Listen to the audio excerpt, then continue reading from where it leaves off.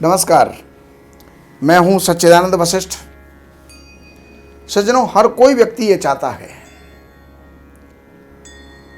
जानना चाहता है कि आने वाला वर्ष मेरे लिए क्या खुशियां लेके आ रहा है, क्या परेशानियां लेके आ रहा है, किन किन बातों की सावधानियों की आवश्यकता है। तो कन्या राशि वालों का 2023 का फलादेश वो देने का प्रयास कर रहे हैं। सबसे पहली बात यह है, कन्या राशि वालों को कोई शनि की ढैया नहीं है, कोई 7.5 नहीं है। और 17 जनवरी को शनि अपनी राशि परिवर्तन करेंगे, कुंभ राशि के अंदर चले जाएंगे।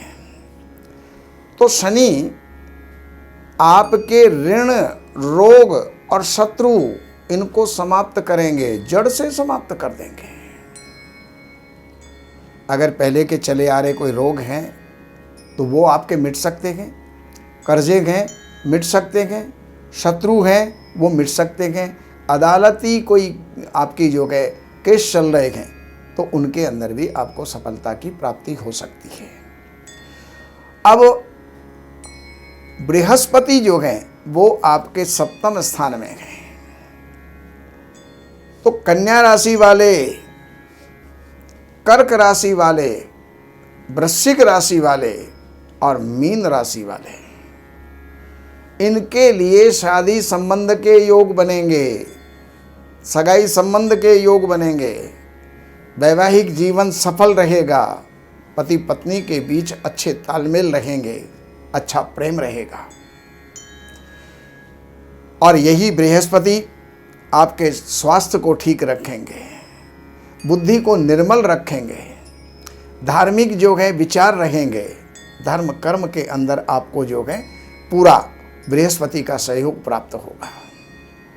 आपके पराक्रम की वृद्धि होगी, आपके लाभ की वृद्धि होगी, यानी पैसे का प्रचुर लाभ इस वर्ष आपको होने वाला है।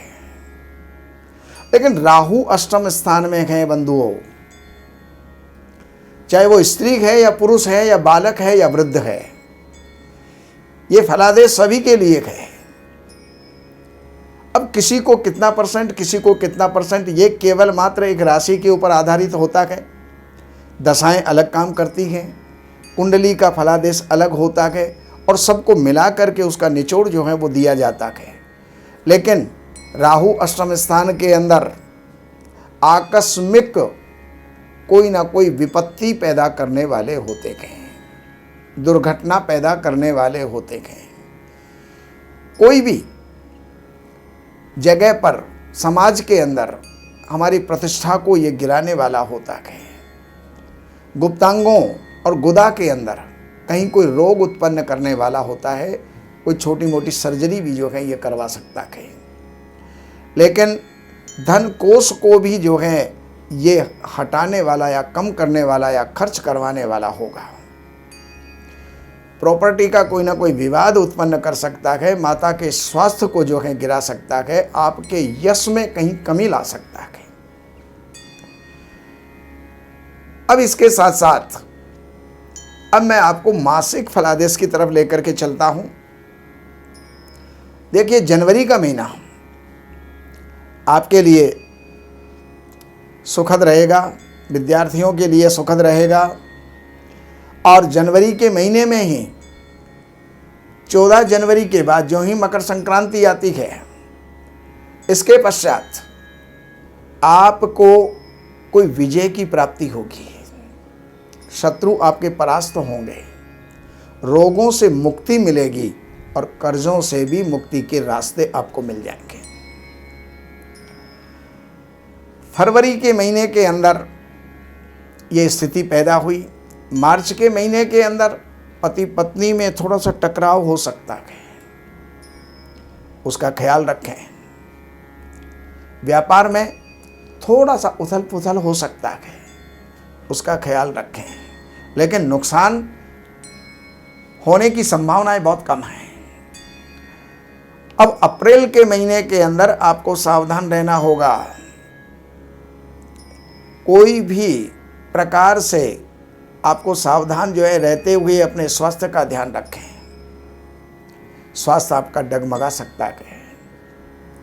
आप रोगी हो सकते हैं, कोई दुर्घटना की प्राप्ति आपको हो सकती है।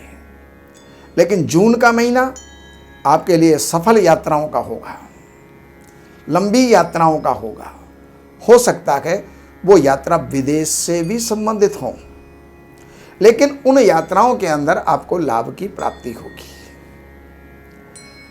जून के पश्चात जुलाई के अंदर आपको कोई ना कोई उन्नति की प्राप्ति होगी, पदोन्नति की प्राप्ति होगी, या आपको राजकीय लाभ होगा, या आपकी नौकरी लग सकती है। पिता से लाभ, पिता से आशीर्वाद की प्राप्ति होगी, राज्याधिकारियों से, राजनेताओं से कृपा की प्राप्ति होगी। जुलाई के महीने के अंदर अनायास लाभ होगा, लेकिन अगस्त खर्चों का है, नुकसान का है, सावधान रहें। उस समय पर कोई इन्वेस्टमेंट ना करें, कोई खर्चा ना करें, वरना वो आपके लिए दुखदायी हो जाएगा।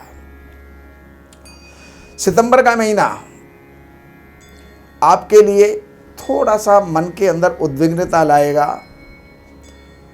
अक्टूबर के महीने के अंदर परिवार में विग्रह हो सकता है, टकराव हो सकता है, धन खर्च हो सकता है, धन का नुकसान हो सकता है, बंटवारा हो सकता है। तो इन सारी बातों को ध्यान में रखते हुए और समय को गुजारें।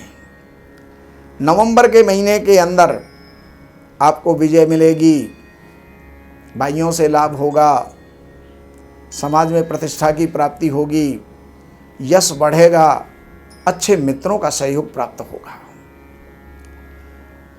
और उसके साथ दिसंबर के महीने के अंदर कुछ प्रॉपर्टी विवाद पुनः हो सकता है, लेकिन सुलझ भी जाएगा। और दिसंबर के पश्चात फिर आगे आने वाले साल की सूचना फिर आपको आगे देंगे। लेकिन अब एक बात है, ये जो राशिफल बताया जा रहा है जन्म की राशि के ऊपर, चंद्र राशि के ऊपर बताया जा रहा है। आप अपने नाम के हिसाब से आप देखेंगे, कई लोगों के कमेंट आते हैं कि ये हमारे साथ तो ऐसा नहीं हुआ। वो इसलिए नहीं हुआ क्योंकि आपकी जन्म की राशि नहीं है। तो जन्म की राशि के ऊपर आधारित है। तो आप और कोई विशेष जानकारियों की आवश्यकता आपको है तो 5 चीज़ों की ज़रूरत है: जन्म की तारीख, महीना, सन, समय और जन्म स्थान। ये आपके पास में है। और किसी भी प्रकार की कोई समस्या है, इन नंबरों के ऊपर आप संपर्क करें, अपॉइंटमेंट लें, कार्यालय की सेवाएं अर्पण करें और अपनी सेवाओं को प्राप्त करें। नमस्कार। हमारे यहाँ वैदिक ब्राह्मणों के द्वारा सभी प्रकार के पूजा पाठ, कर्मकांड, संगीत में विवाह, गृह क्लेश, काल सर्प दोष, व्यापार में रुकावट व नवग्रहों की पूजा आदि कराई जाती है। हमारे संपर्क सूत्र हैं 7838898421। देवज्ञ सच्चिदानंद वशिष्ठ जी से वास्तु, ज्योतिष, वैदिक अनुष्ठान, पूजा पाठ, महामृत्युंजय पाठ, शतचंडी पाठ, बगुलामुखी पाठ, भैरव अनुष्ठान आदि, राशि रत्न, रुद्राक्ष, कवच आदि हेतु संपर्क करें। हमारे संपर्क सूत्र हैं 7838898421। हमारी वेबसाइट है www.shrivashishth.com।